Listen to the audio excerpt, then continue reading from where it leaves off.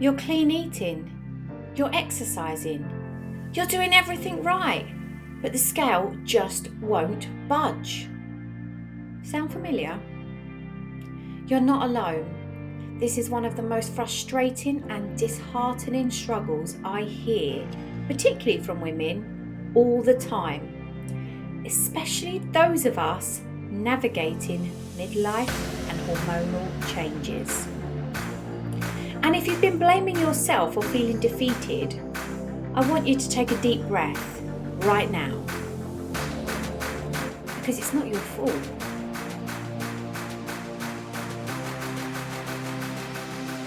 In today's episode, I'm diving into what's really going on when weight just won't shift, no matter what you do. Spoiler, it's not about willpower, it's about wisdom. So let's unpack this together.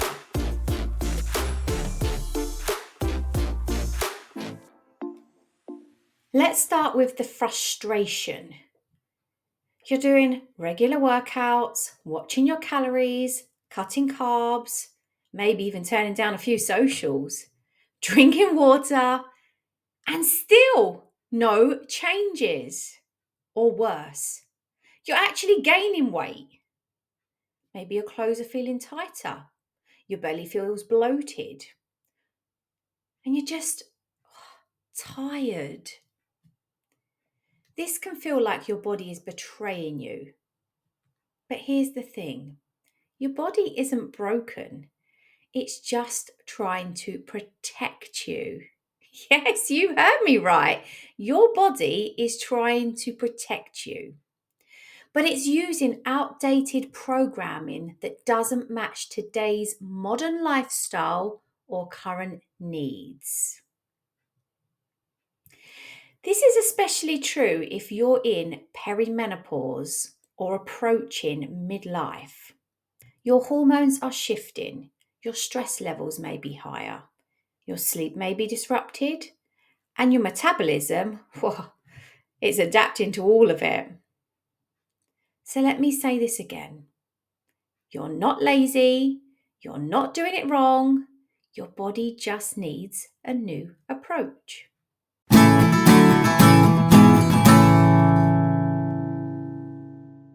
So let's break down some of the biggest hidden reasons you're not seeing results, no matter how hard you're trying. Number one can be cortisol chaos.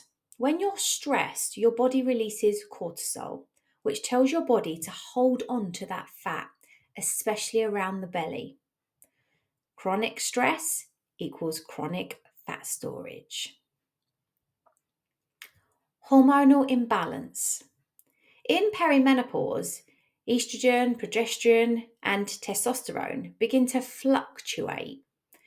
These shifts can slow metabolism, cause insulin resistance, and actually alter fat distribution. You may gain weight even if your habits haven't changed. Number three is insulin resistance. Over time, your body becomes less sensitive to insulin, meaning more sugar stays in your blood and more fat is stored.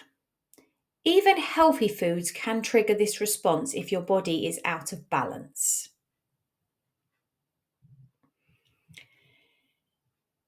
Now, number four is one that I see people often doing, especially when they get to this stage in their life, and that is overtraining or undereating because they just can't work out what is going wrong. Yes, too much exercise and not enough fuel can actually stress your body and slow down that metabolism. Your body needs balance, not extremes. Number five, now this one can be a little bit more medical, and that is your thyroid dysfunction. A sluggish thyroid affects everything from your metabolism to your mood. Undiagnosed thyroid issues are more common than people think, especially in women over 35. So, if you have been doing everything and you feel like you're just banging your head against a brick wall, it may be time to pop a call into your medical professional and see about getting your thyroid tested. If nothing else, just to rule it out. And the last one I'm going to look at today, number 6, is poor sleep quality. Such an underestimated topic, especially with weight loss. Sleep is where your body repairs, it rebalances hormones and resets your hunger cues. Inconsistent or poor sleep often leads to weight gain, cravings, and fatigue. So, if any of this resonates, don't panic. Awareness is the first step to empowerment. So, now I want to look at what to do with this information.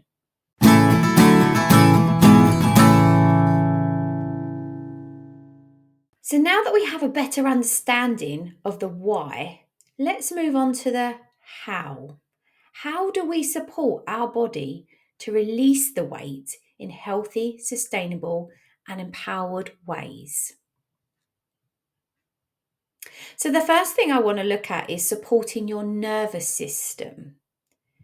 Practice daily stress management, breath work, meditation, nature walks, maybe even journaling. Prioritize rest and recovery just as much as you would your workouts. Remember, sleep is important and so is rest. Build in moments of joy, laughter, and pleasure to lower that cortisol. Remember, it's all about balance. The second thing I want to look at is train smarter, not harder. Incorporate some strength training about 2 to 3 times a week to build muscle and boost that metabolism. Add low impact movement like yoga, Pilates, or walking to support your hormonal balance. And ditch that all or nothing approach. Consistency is key, little and often. The next thing I want to look at is balancing your blood sugar. Try to eat protein at every meal, especially your breakfast. Never, ever, ever underestimate the power of your breakfast. I see so many people skipping this meal, but guys, if I had to skip a meal for any reason, it would not be my breakfast. Avoid long gaps between meals. Again, little and often. Include healthy fats and fibre to slow glucose spikes. Now, the next thing I want to look at is supporting your hormones naturally. Add foods rich in magnesium, omega 3s, and B vitamins. Stay hydrated to help flush toxins and support detox pathways. And actually, if you are a regular drinker, I would also encourage you to maybe reduce your alcohol intake. Probably when we need it the most. And the last thing I want to look at here is test, don't guess. Okay. As I mentioned previously with the thyroid, you might actually need to consider functional lab testing for things like your hormones, your thyroid, and your insulin, especially if you suspect imbalances.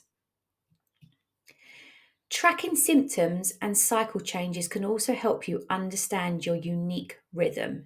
So, if things are starting to feel off, if you're starting to feel out of balance, or your actions aren't reflecting the results, maybe get your diary out and start writing things down.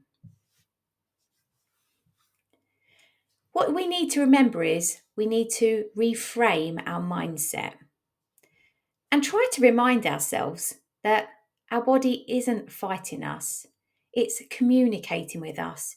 It's trying to let us know that change is coming. When we learn to listen, we stop punishing and start partnering with our bodies.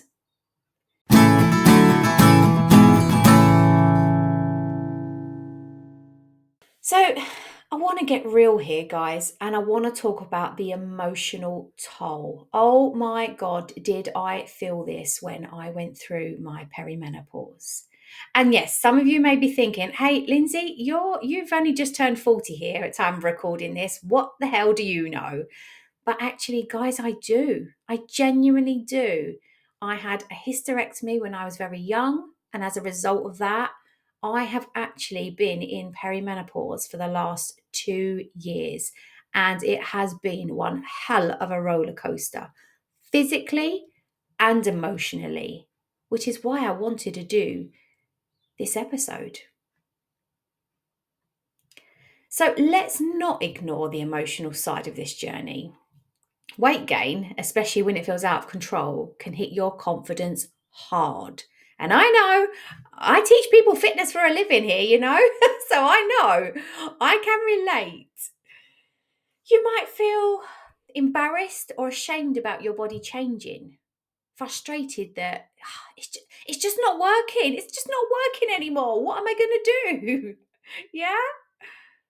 And actually, you may feel alone in your struggle because it may be you're the first in your cluster of friends to go, through this change. But I want to remind you, you are not broken. You are not weak. You are simply evolving. And with the right tools, community, and mindset, you can feel good in your body again.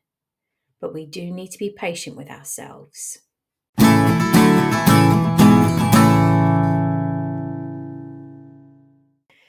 So, as I wrap up this episode, here is what I want you to take away from today. Your struggle is real, but there is a reason behind it. Your body is wise. It's trying to protect you, not punish you. You don't need to fight harder. You need to work smarter and with support. Healing isn't going to be a straight line or a quick process, but it is possible. We just need to stay patient. So, if you are going through this, maybe take one action step first. Maybe prioritize better sleep. Maybe you swap a punishing workout for a mindful walk or a yoga class. Maybe you go for that eating more protein, starting with your breakfast. So start with maybe that one thing, and then when you've mastered that, move on to the next. Whatever it is you choose to do, make it feel good, not punishing. Make it feel like care for yourself, care for your body, and care for your mind. Not trying to regain control over something you truly can't control. If this episode spoke to you, if it made you feel seen, heard, and a little more hopeful maybe, make sure you like, subscribe, and hit that notification bell, especially because I've got a few more episodes coming with perimenopause and menopause struggles. So, you don't want to miss the next episodes. Here at the Body and Mind Centre, I upload empowering educational wellness content every week, including beginner-friendly workouts you can do at home, guided breathwork sessions, and mindset resets to support your journey. Now, if you don't mind, I would like to ask you to drop a comment below and let me know what part of today's episode resonated with you the most. I would love to hear your story and hopefully support you further. Because remember, we are not alone. You've got this. And remember, I've got you. I look forward to seeing you for the next episode.